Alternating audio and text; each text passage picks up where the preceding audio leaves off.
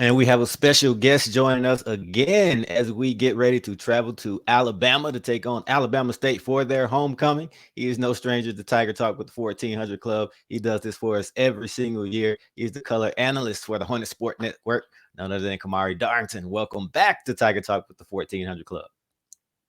Well, thank you for having me back. Always fun talking to you guys, and glad to talk football. Great way to spend some time with you guys. Absolutely. We always appreciate it. You're so knowledgeable of our opponents. You always give us the gems and jewels. So had to have you back. But we definitely want to start off with this big come from behind SWAC road win over Texas Southern 16-13. Alabama State scored 10 unanswered points in the fourth. So talk a little bit about that game and that big win.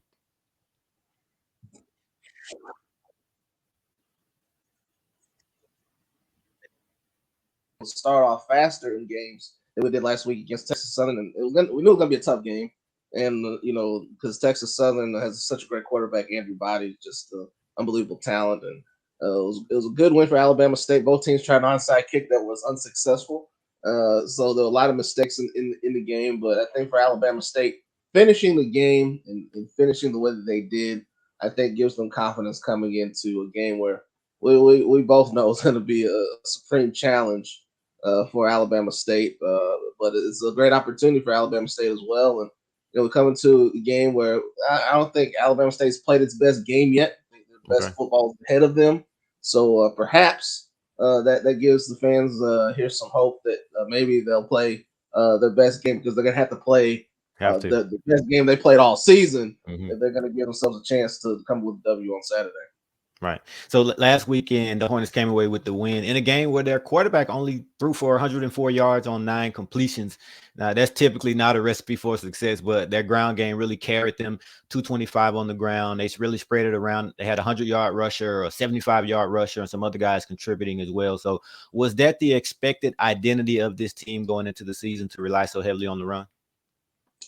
Well, I think they wanted to be a little bit more balanced. I think when you come into the season, you have a quarterback like Demetrius Davis, just the potential of this offense because of all the weapons that he has around him, all the guys that he get the ball to. I don't think people expected them to be able to rely on the run as much, but to rely a little bit more on Davis's arm. But I think as the season has gone on, we've seen that the strength of the team has been the running game, Mhm. because they've got three running backs that they can get the ball to and can all contribute. Juwan Howe leads the team in rushing touchdowns. Ja'Cory Mhm. Merritt came in as the featured back, and he has been the featured back throughout the year. And then Santo Dunn, who transferred in from Morehouse, is another guy in the backfield that has been so kind of a three-headed monster. But Mhm. they also go with the hot back. And, last week was Juwan Howe down the stretch. Ja'Cory Merritt a couple of weeks ago before he got hurt against Prairie A&M. Of course, he came back in the game against Texas Southern. He was the hot back. Santo Dunn has also been the featured back in time. So I think coming into the season, there was a lot of hope that the offense could be a lot more explosive, and we've seen at times they can be explosive. Against Miles, they scored on the first three possessions, and then they didn't score again the whole rest of the game. Mm. So Mhm. they have looked good at times. They look like they've been a team that can move the ball down the field, but then they've had trouble in the red zone, and we've seen this only a lot of people have had trouble in the red zone against Jackson Yeah. State this year. Yeah. Even getting to the red zone against Jackson State. So it's one of those things where Alabama State, they got to finish drives. Obviously, you got to finish drives with touchdowns. You got to finish drives with kicks. And I think for Alabama State, they're going to have to play a lot better. They're going to have to play a lot more cleaner than they played throughout the season. Again, to be able to move the ball against this defense, and I think the running game, the fact that they made an effort to run the ball a little bit more lately has kind of helped them move the game along. They don't have to rely on Demetrius Davis making plays with on as much. They know they can run the football, and I think that they will have to be able to run the football that effectively to give themselves a chance this Saturday. Right, and you talked about that three-headed monster, Merritt, Dunn, and Howard. I heard they've been dubbed Earth, Wind, and Fire, so they have a nickname. So definitely a lot, lot of confidence with those guys. So looking forward to getting it on with them. But that rushing attack, it's even more impressive considering the fact that the offensive line is a little bit banged up. They've suffered some injuries. So are they expecting that unit to be back at full strength soon, or is that a long-term concern?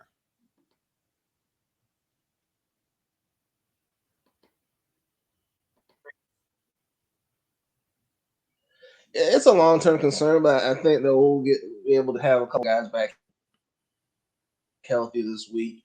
And it's always next man up, no matter Mhm. who's in the lineup. So I think Eddie Robinson Jr. is not going to make any excuses, and it was that he has some experienced guys behind the guys that he's got on the offensive line right now. So Mhm. I think for them, it's more of defense, able to attack a defense. And the question is, will they have enough guys to finish the game?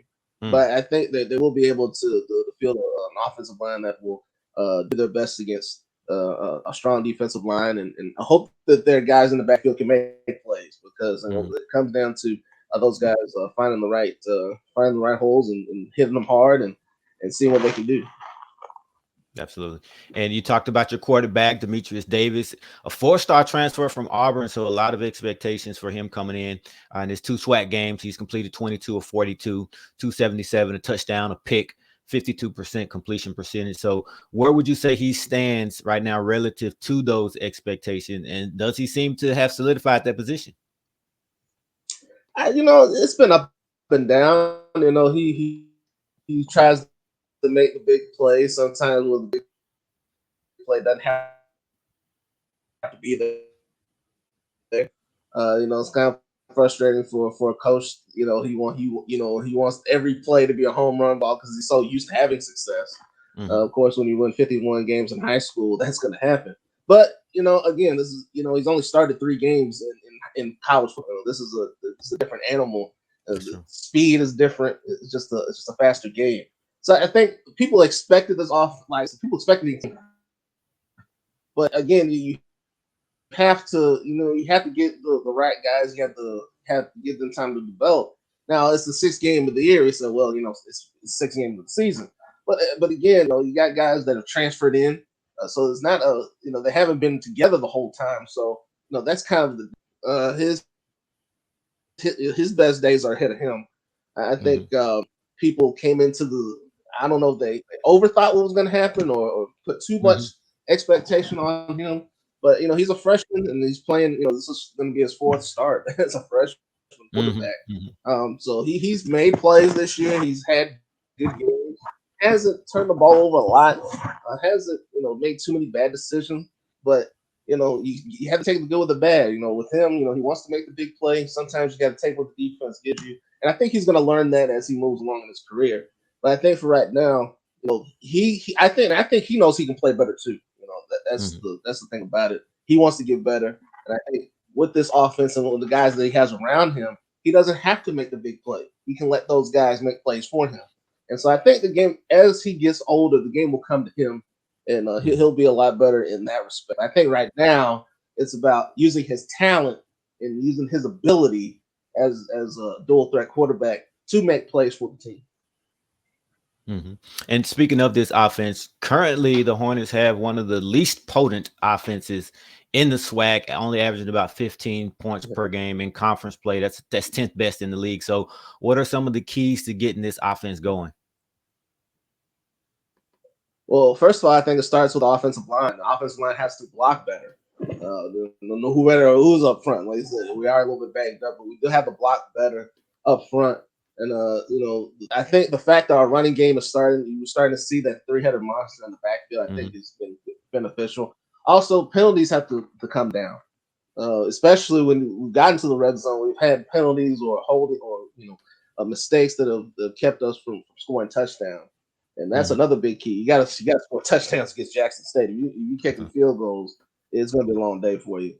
The way Jackson State scored the ball. So I think for Alabama State, you know, I kind of look at it like this: Can they run? Can they run for 175 to 200 yards? If they can do that, they'll have a chance to win the game. Now, obviously, you can't give Jackson State extra possession by turning the ball over, and that's Mhm. been a problem for us this year is turn the ball over. So that's something that'll have to be corrected. I think at the end of the day, you have to have the confidence first of all going into the game that you're going to win the game. And with the offense that they have, I think, like I said, they're playing. I think they have the potential to be better than they've been. So maybe this is the kind of opponent that will give them the the ability to do that. But it's going to be hard. Jackson State's defense has been very good. I think Alabama State's relied on his defense for Right. most of the year. So, Definitely. and it's been Alabama State's calling card has been its defense. So, but Alabama State's going to have to create some turnovers, maybe give themselves some short fields to not have to go the length of the field all the time, and they have to take advantage when they have opportunities in the red zone. They got to score touchdowns.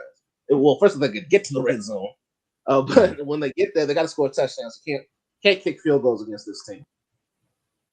Right. And, when you talk about scoring touchdowns, obviously it's going to take some improved quarterback play because, with a defense like Jack State, you can't be one dimensional. So we definitely need to see more from Davis, which means you'll need to see more from his receiving group. So who are those receivers who have the talent to step up to help them out? I know Jeremiah Hickson has been solid for them. So is he a guy? Is he the main guy, or are there some other guys as well?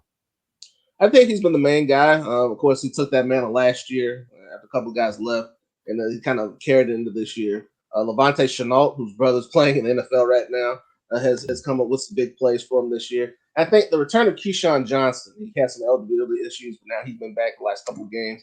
I think he stepped forward as being a pretty good target. But I think with Davis, there are a lot of guys that he can get the ball to, and we haven't used the tight ends a lot. I think we got to get these tight ends going.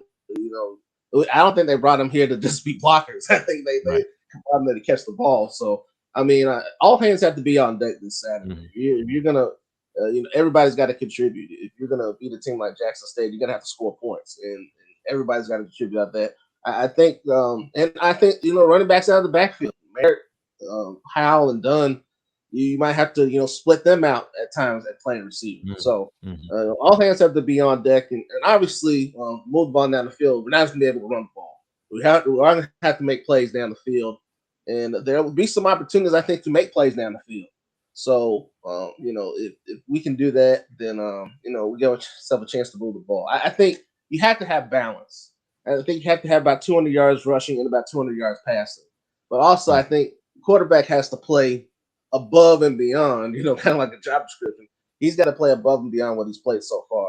Because if you're going to match or even be comparable to what Shedeur is going to do, because you expect Shedeur to get his numbers, you're gonna have to play above your level, above what you usually play to give yourself a chance to match up. And you don't have to be better than him, but you have to at least be able to hold your own in that quarterback comparison when the stats come out in the end. Kamari, I want to take it back to this defense. You talked about it being the strength of the team, and the Hornets have been pretty solid, pretty solid rather in conference play, only giving up 18 points per game through 2 SWAC games, and they're led by all SWAC preseason selection, Mr. Davis. I think you mentioned his name earlier, but talk about how big this defense has been for the Hornets so far this season, and what's been some of the keys to its success. Well, I mean, first of all, you got to start with the secondary. The experience of the secondary, I think, has been very important. I called a lot on the telecast. I called it a no-fly zone sometimes because they do a great job of defending receivers. They had a couple of lapses against Prairie View that you don't usually see, but I think they corrected some of those things last week against Texas Southern, and so that's been very important. Up front, no more Christian Clark, so we kind of had to use our little bit more speed. We've got a little more speed up front. So I think Brandon Gaddy and Andrew Ogletree have been very big for us up front and getting to the quarterback, which I think you have to do if you're going to slow this offense down, because you're not going to stop Jackson State. You got to slow them down enough so that you can score enough points to win. So, you got to get to the quarterback, and I think our front six has to do a good job of getting to the quarterback. And when they get to him, they got to put him on the ground. They can't let them have open lanes to have Shedeur open lanes to run the football. And also, you got to cover, pick your poison. You cover, Shane Hooks, or you're going to cover Willie Gaines. There's so many guys that they have to cover. You watch this team, and it's like, you can't just key in on one person. And it's because, first of all, Sanders does a great job of spreading the ball around, but these guys are great athletes. And the most dangerous guy, I think, is probably Willie Gaines, the speedster. He kind of reminds me of Tyreek Hill, not just because because he's very fast as well. But I mean, you got Dallas. I mean, you see these guys every week. So I mean, Mhm. The list goes on and on. But I think for our defense, I don't think we'll be intimidated by. I think they'll be ready for the challenge. I think they'll look forward to the challenge. In fact, because I think everybody all week is gonna be like, man, these guys, they're gonna run all over the field. I think there's a lot of pride, especially in that secondary, and I think they'll be ready to play. The question is, will they be able to turn that into promise? But Mhm. these guys, Arshad Davis is all SWAC selection. Mhm. He's the leader. In my opinion, he's the leader of the defense, Oh yeah, and I think they feed off of him and what they do, and the secondary has been really really good for us this year. And I think that's really where the strength has been, in part because of the experience in the secondary. So they're going to have a lights out game. The three units I think that they're going to have their best game of the season in order for Alabama State to win on Saturday. Quarterback's got to play above and beyond. He's got to have absolutely. a defensive line without question. They Okay. got to get to the store, and then the secondary has got to cover.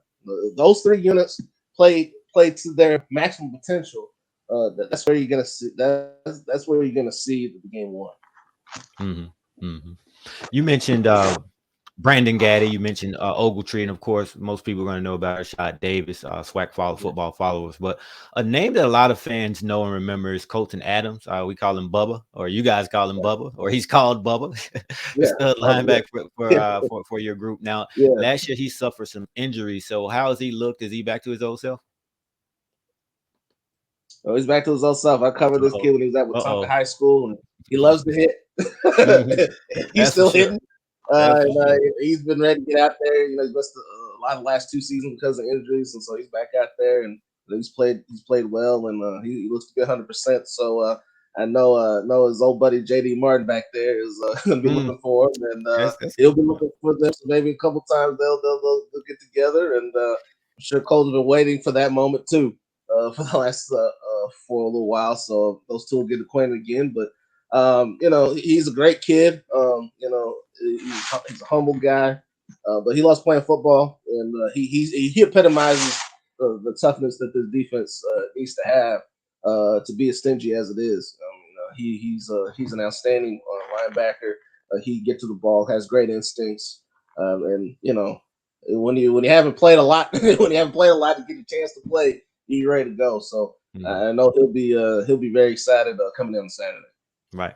Well, I can tell you, JD Martin doesn't want to get acquainted with him during the game. Maybe before No, and maybe after, after the game. but he doesn't Maybe want after. to. I wouldn't want to get Exactly. acquainted with him during the game.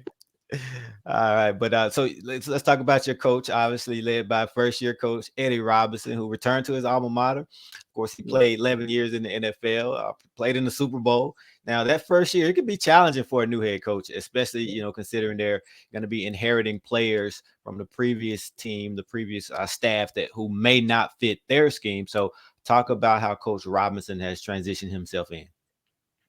I think he's done a good job. People assume this is his first head coaching job. He doesn't know what he's doing, but I think for coaches, I think they surround themselves with other guys that they're comfortable with. Number one, number two, that can coach. I think he's very comfortable with Harry Williams, the offensive coordinator. Ryan Lewis, the defensive coordinator, is a new scheme. That played a lot of 4-3 for the last few years. Now it's a kind of a 4-2-5 looks. It's a little bit different, but Ryan Lewis has done a good job around him. So I think the thing that you think about with first year head coaches is the logistics. Mhm. Getting to the stadium. The X's and O's in the game. Making a decision to go for it on fourth down or not. Those are the things that you worry about with first year head coaches. But this is a guy that's been in so many different situations in football. I think he just relies on those instincts a lot to do what he does in coaching room. And when you come out and say you're going to win the SWAC championship first year, that's you have to have that kind of mindset. And I think he has brought that mindset here to this team. And of course, being a former Alabama State player himself and having won a championship here himself, I think he knows what it takes to win in this league. And I think he also has surrounded himself with people that work together well and mesh together well.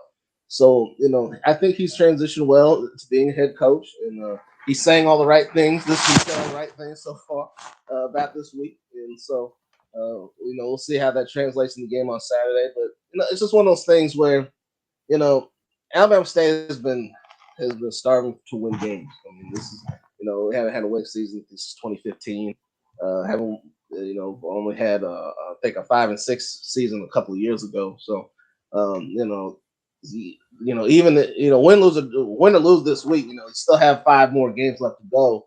So you can't put Mhm. all your eggs into this basket. Now, you're gonna need a lot of eggs in this basket, but you still got a lot of games to go. And I think for him, setting the goal the way that he did, it's helped has helped the team a lot. And I think he's done a decent job coaching so far. And we'll have to see what happens on Saturday and the rest of the year. But I think he's transitioned very well to being a coach. This is his first head coaching job ever. And so, to be 3-2 after 5 games as a coach, I think you're doing something Mhm. right. So, Right. we'll see what happens the rest of the season. But I think the fact that he is an Alabama State guy, Mhm. it puts him in a good position. The fans are trying to get behind him, um, trying to get behind the rest of his coaching staff, which has done a decent job so far. So I think Eddie Robinson Jr. being the coach, it fits well, obviously, and because of his NFL experience, he can relay a lot of those situations to his players, and I think that helps out a lot when you have a guy that's played, and obviously with Deion Sanders, it's kind of the same thing. It's kind of a different way, but it's kind of the same thing. He can relate some of those. He can relate some of those things to his players as well. So it's always good to have someone that has played the game, that's been in the game, that knows the game, and that can relay some of those things to you because you're like, man, he's been there before. He knows what it takes to get to that point. Now I'm playing for him, so he's gonna help me be in that same be that same way. So he's done a decent job so far. I know every team wants to go undefeated every year, but you can't do that. So you have to take what you can take. And 3-2, I think coming into this game, he kind of expected that. Maybe expected maybe 4-1 coming in, but he's done a decent job so far. Mhm. And he's also made some noise in the recruiting game already. Yeah, He has a big weekend of recruits lined up for this game. 2 5-star recruits that we know of at least, and another 4-star, another 3-star. That's pretty impressive. So what would you say has been kind of the key to that recruiting? Is it just the name, or is that just something that he's probably going to hang his hat on? I think it's kind of because I don't think people expected it. When he came in, he only had a few months to get this thing lined up and together. But Billy Gresham, who is one of his coaches here, used to coach at Carver, where the 2 5 stars are coming from. So it helps to have connections there, Hmm. and trying to keep Alabama is really doing their best, try to keep kids here in Montgomery. It's been difficult, obviously, Hmm. because those kids want to play at Alabama and Auburn and all these other these other schools, and then Deion Sanders, he's going to come in and try to talk to those kids too. So it's tough, but that's really I think what has been the biggest surprise so far was that he has been able to recruit so well. You get Hmm. guys like Levante Chenault from Colorado. You're getting Hmm. Jason Medlock. You get a you get a Santo Dunn from Morehouse, and now you're looking at this guy's like, man, this guy, this guy's getting some things done, and that's just in a transfer portal. Let's see Hmm. what he can Right. do if he can get these guys, especially get at least one of those 2 Carver guys to come around. And I think the fact that he has a guy like Billy Gresham that knows the terrain here in Montgomery, try to keep some of those kids here. But that's been a problem for years for Alabama State. But that's been the biggest thing. That's been the biggest surprise so far of his tenure was that he was able to recruit so well. So I think people are excited about that. The fact that he has been able to do so well so far in the recruiting game. I think as time goes along, they feel it's going to get better and better. But Hmm. that was a big surprise of how well he was able to do early on. But this is a big weekend for him. It's a big weekend for Alabama State, and hey, it's a big weekend for Jackson State too. I mean, Right. they Right. they're looking forward to it as well. So this is this is an exciting time to be here in Montgomery. I mean, all the elements that are coming in. Games already sold out. We're gonna have Hmm. parking sold out. All those things that come together and have recruits like that coming in this weekend. Not just from here, Montgomery, from across, I think, the South. I think there'll be some more guys coming in as well. So it's a big weekend, and I'm sure there'll be some guys that'll be wearing black and gold. At least I hope so. But well, I think that's also what makes this weekend so important for Alabama State is the fact that they've got a coach right now that has been recruiting very well, and this is a big weekend for him, and to get the guys that he's getting to come to the game this week and to see the atmosphere that can be had in the swag on both sides really is very important. Right. Now, a couple of those guys, those 4 or 5-star recruits, they're committed elsewhere, Georgia and other places. But Coach Prime always says, if you want to lose a kid, talking to the Power 5 schools, if you want to lose a recruit to an HBCU, if you let him come to a homecoming game, you're going to lose. Basically, is what he said. It happened with us with Travis Hunter. He was committed to Florida State for a couple of years, but he came to a homecoming and it was a wrap from there. So, a lot of buzz around Bama State. And that's the whole homecoming and things of that nature. So a lot of it was stirred up by our own Coach Prime, right? The fact that Jackson State is playing, or Alabama State scheduled Jackson State for homecoming, and that has hyped this game up even more.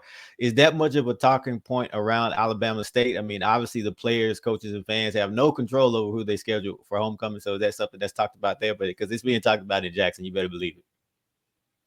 I can imagine so. I think most people look at, if you're in homecoming opponent, they kind of look at it as kind of a slap in the face, as an insult. But I think Coach Prime was just trying to find a little edge. Oh, yeah. Jackson State didn't need any extra motivation to beat Alabama State, and Alabama State didn't need extra motivation to beat Jackson State.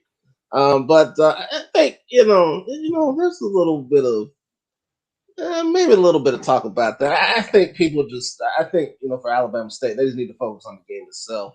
It's you're playing against the number one team in HBCU football. I don't think that's there's anything extra on that. And and Coach Robinson said the diplomatic answer. We have been trying to move it off of Turkey Day for a long, long time. It just happened to fall. If you're gonna blame it somebody, blame the SWAC schedule makers. They're the ones that should be involved here. They're the ones that happen to put the Jackson State game there. But but look at it this way: this is gonna be the biggest crowd Alabama State's gonna have this year, without question. Like I said, the game's already sold out.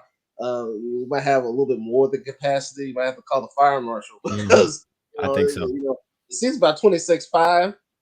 I'm looking about 30 to 35,000 people might try to wow. get in there. I think that's what you're looking at. So it's going to be a big crowd, and I think both teams will be looking forward to the atmosphere. But somebody's got to be homecoming. Somebody's got to be homecoming. And listen, whatever Coach. I know Coach Prime's Coach Prime's going to find whatever he can to get his team motivated. Absolutely. So I think it adds to the hype of the game, obviously. Which it's a big game in the East. You run out of contenders, but it is a big game. So anything extra to add to it, a little something spicy. So it's been talked about here, and it has been talked about. Don't get me wrong here, but there's no there's nothing necessarily extra about it. This is Jackson State, the number one team in the game right now. They're the measuring stick in the SWAC, and Alabama State wants to see where it measures up. So we'll see, and we'll try to not to have 61 hung up on us like Alabama A&M did next year. Right. But I think it adds to the fun, of it, and I think Deion's good at marketing. He's been around a little bit, so he knows how to market. So it's good for him, and nothing wrong trying to get a little extra. He's great at. Now you mentioned that 61 against Alabama A&M. Well, a lot of that was caused by Coach Mainer's, his comments. I know you remember the Scooter comments, right? So they kind of added something to it. So Coach Prime used that, locker room bulletin board material. So I think for Alabama State, there's a couple things that he's probably using as bulletin board material. Number one, he's been, we talk about it, the fact that Alabama State We're not going to, we can place the blame wherever, but the fact is, Yeah. Alabama State schedule has Jackson State on their schedule for homecoming, right? That's Yeah. what we see on this end, right? But Yes. another thing that you can't forget, the last time Jackson State came to town, spring 21. I'm pretty sure Yeah, I you remember remember what that. happened afterwards, right? With the sign, Yeah, the I remember that, scoreboard. and I remember So the remember I the don't think response that's from China. forgotten either. So, I'm not saying 61, but Coach Prime is going to be using that to his advantage, definitely. So we're looking forward Yeah, to it. well, But I will say this. I have no problem with the back and forth banter, and mhm. the Jackson State response. Last year when we went up there and we lost by 21. It's all in good fun as long as it doesn't It get is. personal. Oh no. Right. It doesn't get personal. It's fun. The scooter thing, I got a kick out of. Mhm. People got a kick out of it. Just as long as it doesn't get personal. So I know whoever wins, it might be, how the Big Ten has all these trophy games. Maybe Mhm. this is the reward you get if you win this game. Maybe that Mhm. will start being the reward. You get to put up a meme or something the next day for the winner. But like so when I saw the picture now when y'all came down here, with the picture, I wasn't hot about it. I Mhm. didn't. I didn't get a huge kick. I was like, it wasn't necessary to me, Mhm. but it was all in good fun, and I don't think it was any hard feelings. But I know I know that Coach Sanders used that as extra motivation during the fall, and so just again, it's one of those things where I'm sure that our wonderful video board department will have something nice if Alabama State is to get pull off what would be an upset. I think Jackson State comes in; they'll come into every game as a huge favorite. Mhm. And I think I think Alabama State knows that. There's no false bravado here. Until they strap the pads on Saturday. Mhm. And I think everybody knows that Jackson State's a huge favorite, and they'll be a huge favorite in every game they play. But like I said, it's all in good fun. It's part of this, it's part of it. And the SWAC is known for this type of stuff. So, hopefully, but like I said, as long as it doesn't get personal or anything like that, it's just fun, and I'm fine with it. And it'll be a spirited game Saturday. I don't think there's any question about that. And I know people will be ready for this one. The buzz with the homecoming thing, and just how how things ended up the last two games. So there's a lot of extra buzz about this game, and like I said, the importance of the game because Alabama State they're still mathematically in the SWAC East race, and for Jackson State, I think they want to again knock off another team and put themselves one step closer to the SWAC championship. That's the main thing here is the importance of the game itself, even with all the other stuff that goes on off the field. Indeed, indeed. Well, again, a lot of anticipation around the game. You talked about it being sold out. I saw where parking sold out. I would imagine this Yeah. is Alabama State's biggest home game in years, right? So, yeah, Yeah, it's gonna be. Tuskegee, it has some Tuskegee games, but I think this is probably, it's probably it. I mean, even bigger than the spring of 2021 because you couldn't have the Mhm. fans there. Mhm. Man, this is you better get there early. Get there You early. got Definitely. to better get there early because it's going to be packed out. There's not less space down there to begin with, but Mhm. it's going to be it's going to be SRO. It's going to be standing room only. Might be standing room only in the press box. Mhm. You might have to you might have to get cozy because a lot of Saturday. Right. Because this thing is it's been talked about for 2 weeks. It's really been a 2 week build up. Obviously I was saying the game last week. This has been a 2 week. This has been a 2 week build up, and I don't, it's already the game was already circled on the calendar for Mhm. Alabama State. I'm Because sure. this is the team you have to beat if you're gonna win the SWAC. You got to go through Jackson State. You got to go through Florida A&M, but you definitely got to go through Jackson State. So the game was already circled on the calendar, but all the stuff that's surrounded it, has made this thing bigger. And it's homecoming, and it's just a huge game. But I think since this is the 10th year of ASU Stadium, this is probably the biggest home game they've had. I Wow. think there's no question about it. It's the biggest home game Wow. at ASU Stadium. They had big games there before, but I don't think even any of the Tuskegee games they've had. That's a big rivalry too. But nothing is going to compare to what we're going to see Saturday. I Quite mean, like this that. is going to be. There's not going to be a seat fill. There's a grassy patch over here behind the video board. There'll be people sitting out there. There're going to be people standing outside the stadium, just not with a ticket, just trying to stand outside the stadium trying to watch this thing, because this is going to be big, and everybody's going to be there. So yeah, without question, this thing is. I'm excited already. It's Wednesday. I can't wait for Saturday. It's just Absolutely. be a fantastic atmosphere. Probably the best atmosphere ever at ASU Stadium. And hopefully, the weather permits that as well. And we will have. I know Jackson State will fill out that visitor side. We're coming. Trust me. And they're coming. Yeah. You'll have. We're trying to find some more tickets now.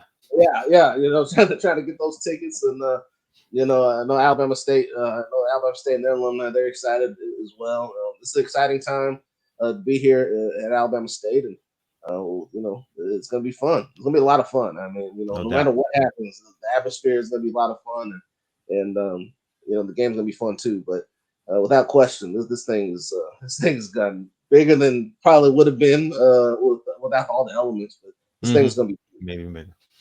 Good stuff. Well, we're looking forward to it. Tiger fans will be on the road. We will be in the house. We're trying to take over the city. I'm just going to let you know that's just how we do it. Well, I think we took over Alabama A&M Stadium last year when they came down there. I think Deion Sanders did a great job in just challenging his fan base to to support the team, and I think for Alabama State, the chance for them to kind of show that, hey, we have the ability to host these type of big games as well. And I think, you talk about recruiting, you talk about things surrounding that. This is a big weekend for Alabama State athletics.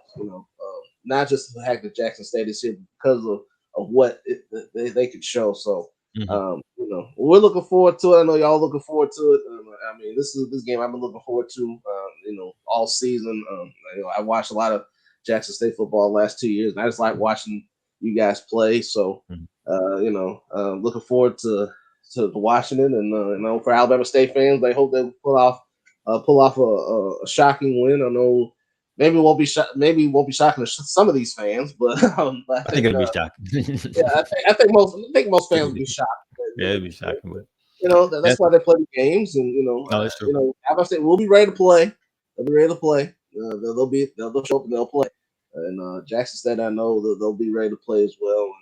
And I think we'll have a good football game Saturday. It'll be entertaining. We'll put it that way. It will be entertaining. It'll be an entertaining game. It'll be a 60-minute fight, I think. All right. Good stuff. Well, again, as usual, as always, we appreciate your time. Thank you for all the valuable insight. Looking forward to the game. Looking forward to seeing you this weekend. Let's do it. Let's get it. Oh yeah, looking forward to it. We'll see you guys come down here in full force, and hopefully it'll be a great atmosphere, and hopefully it'll just be in good-natured fun, and hopefully everybody will go home excited about what happened this weekend. Right. All right. See you next time. I will see you.